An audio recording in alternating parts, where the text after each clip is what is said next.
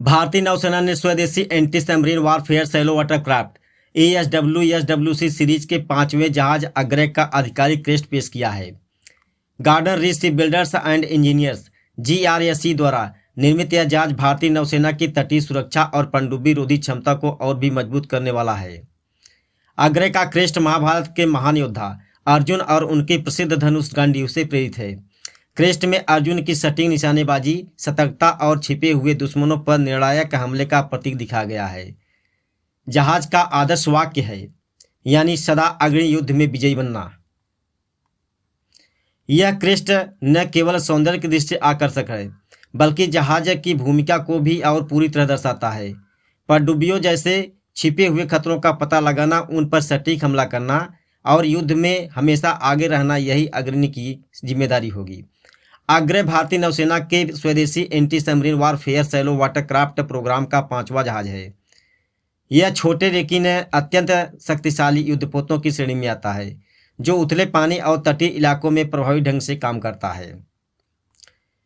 ये जहाज दुश्मन की पनडुब्बियों का पता लगाने, उन्हें ट्रैक करने और जरूरत पड़ने पर नष्ट करने में विशेष रूप से सक्षम है। आधुनिक सेंसर, सोनार सिस्टम, टारपीडो और अन्य हथियारों से लैस अग्रय तटीय सुरक्षा में नौसेना की बड़ी ताकत बनेगा। स्वदेशी निर्माण से न केवल लागत में बचत हुई है, बल्कि विदेशी निर्भरता भी कम हुई है। आज के युद्ध में पनडुब्बियां बहुत बड़ा खतरा बन गई हैं।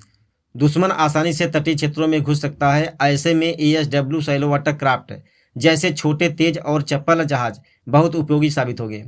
अग्रय उथले पानी में भी आसानी से घूम सकता है, जहां बड़े युद्धपोत नहीं जा पाते हैं। यह जहाज दुश्मन पनडुब्बियों का पता लगाने के लिए एडवांस सोनार और सेंसर से लैस होगा।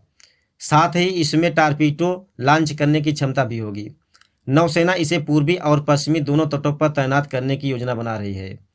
खासकर अरब सागर और बंगाल की खाड़ी में बढ़ते हुए खतरे को देखते हुए इन जहाज़ों की अहमियत बहुत ज़्यादा हो रही है।